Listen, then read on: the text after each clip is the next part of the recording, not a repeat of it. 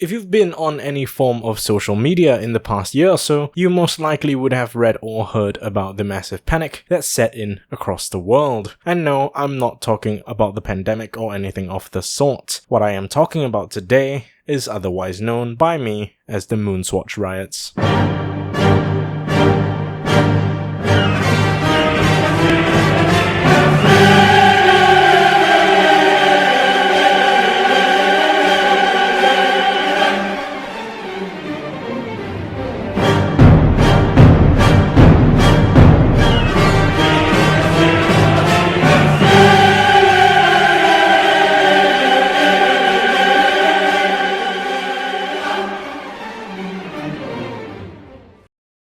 The MoonSwatch release was a big event. Globally, by my estimate, roughly thousands of people from their own respective countries woke up in the wee hours of the 26th of March 2022, heading to their local Swatch boutique to join the queues of hundreds, waiting to get what is essentially a plastic watch.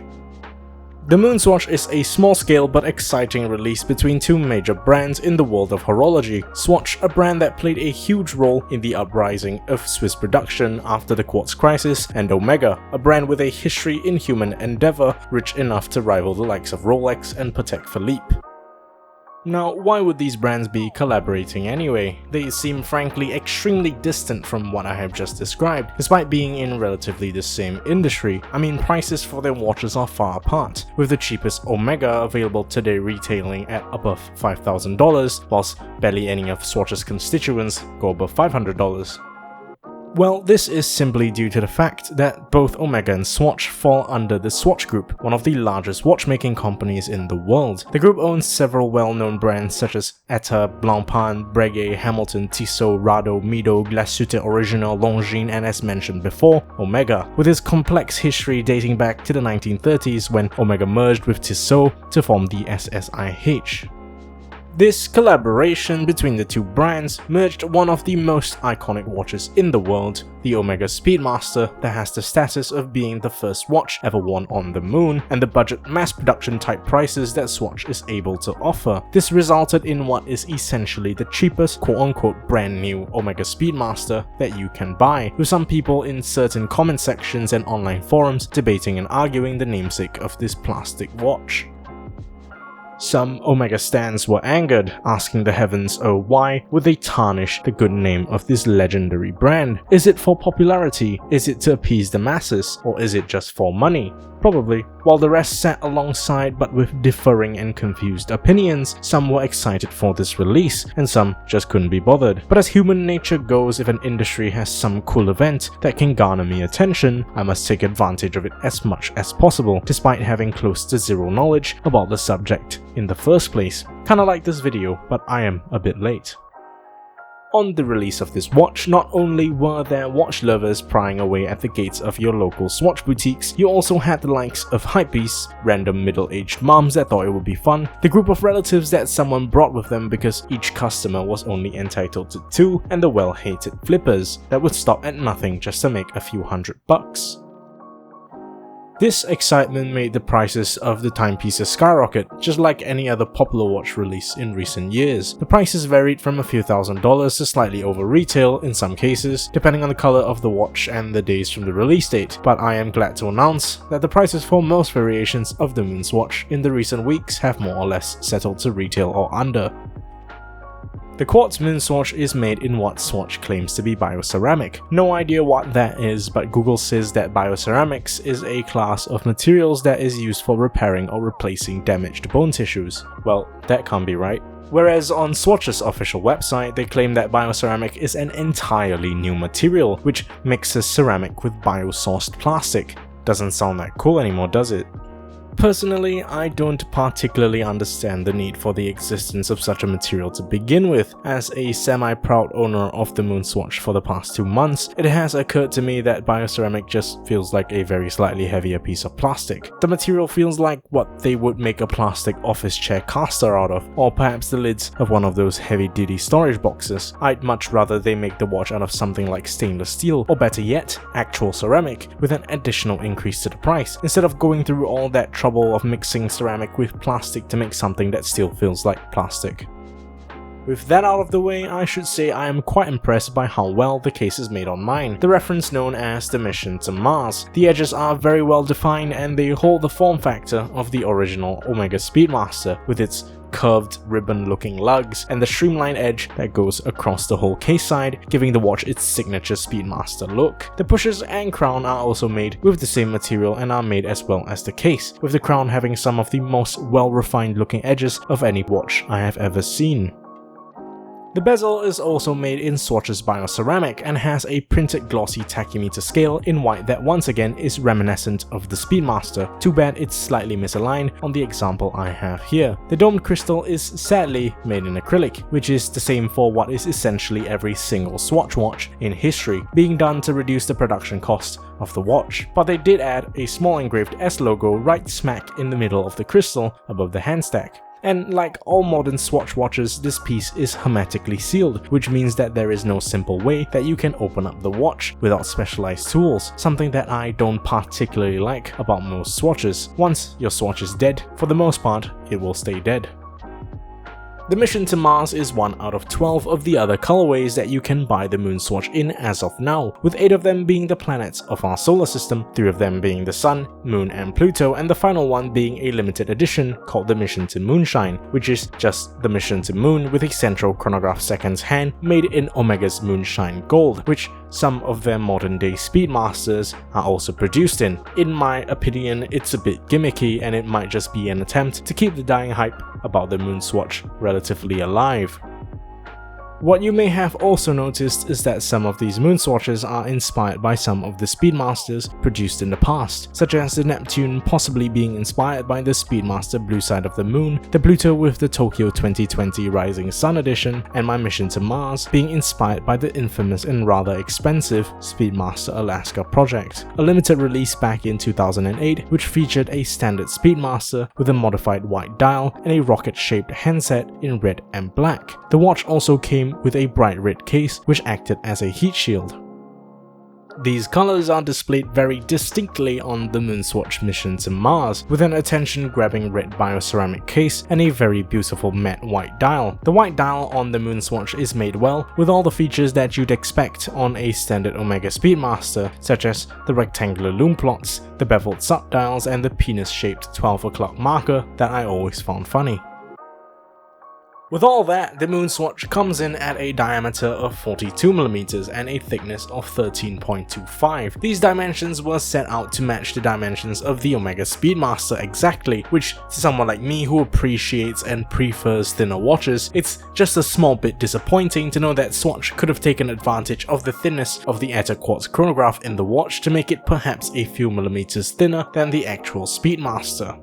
However, despite the extremely large sounding figures that I have just mentioned, the watch wears surprisingly slightly smaller and looks more like a 41 or a 40mm watch on hand. This is made apparent by the NATO-like Velcro strap that comes with the watch and looks even more so on an actual NATO. On the back of the Mission to Mars is a solid caseback that cannot be removed. The bioceramic caseback is stamped with a Swatch logo, some specifications of the watch, and a circumference of inspirational quotes that round the beveled edge of the caseback. This caseback, like on all of the MoonSwatches, features a very neat battery lid with a detailed print of the planet that the watch represents situated over the whole battery panel, a battery panel that can be easily removed by prying with a small flat tool. Despite being hermetically sealed, the caseback is stamped with a label of water resistance, with the Swatch website claiming an unfortunately low resistance of just 30 meters. This is most probably due to the mass-produced and sealed nature of the MoonSwatch. I mean, once they create the watch, they can't possibly guarantee a high water resistance. They can't just replace the gaskets on it like most other watches, since it is essentially glued shut. The strap that arrived with my Mission to Mars is this really pretty white two-piece Velcro strap, similar to the ones that were used on the Apollo missions, and also specifically the one that came along with the bracelets on the Project Alaska Speedmaster. The strap is decently made of a fabric material with what seems to be a nylon type outer surface. It's soft and easily flexible, which makes it seriously comfortable on hand. Despite that, it looks just a little bit weird on my larger wrist, most likely due to this loop hooking tab which sort of juts out the bottom. Realizing this, I tried out a different orientation for the strap, flipping the top and the bottom, which actually made it look significantly better, though I have a feeling that the strap will look better on people with slightly smaller wrists. But besides that, in light of the strap situation, I decided to switch out to a relatively cheap elastic band to replace the old one. The dial on my mission to Mars is dressed in white, and like all the other pieces in the MoonSwatch collection, it is heavily inspired by the Omega Speedmaster's beveled subdials and overall vintage chronograph aesthetic.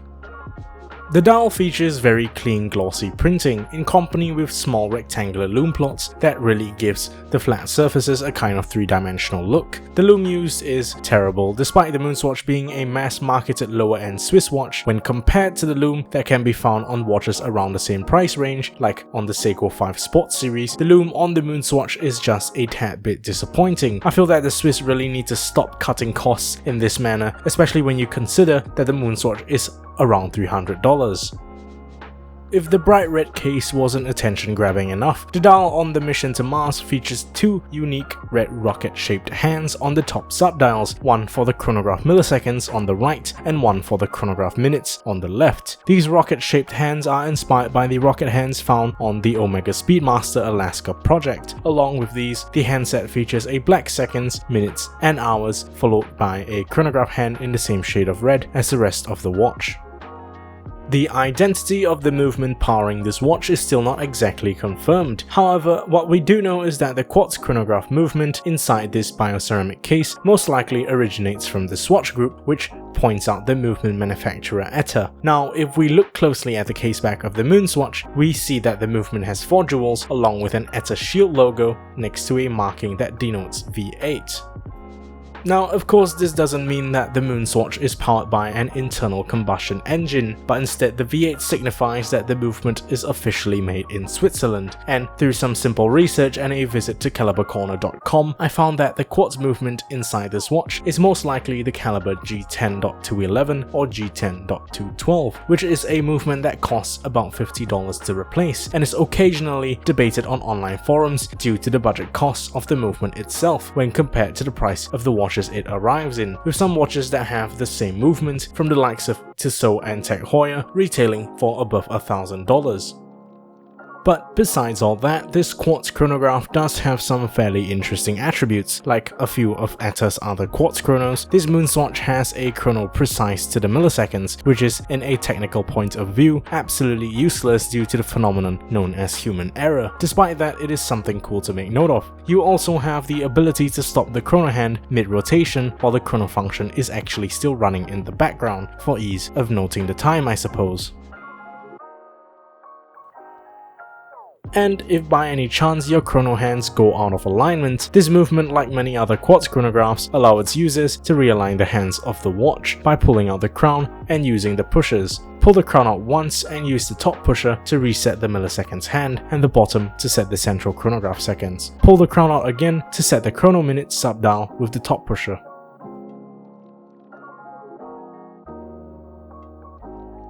The watch comes in at a retail price of $260 and possibly a bit more in the aftermarket depending on the color. Is it worth it?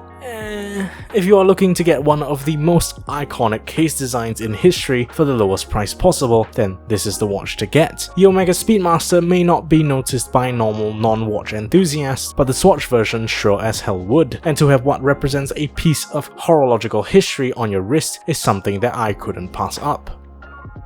However, reviewing the bad points of this watch, the plastic case, the bad loom, the $50 quartz chronograph movement, it as a whole really doesn't seem like a watch that is worth it at all. Cause if you were willing to, you could get something like a Philida Speedmaster homage that comes with an actual Chinese mechanical chronograph and a dial nearly as good for under $200. And if you really like the Speedmaster that much, you could just save up and get a used one for around $3,000 or less if you get lucky. In other words, the MoonSwatch is just another fun, slightly overpriced Swiss quartz watch that is unfortunately made of plastic, and that you should probably take everything into account before cashing in.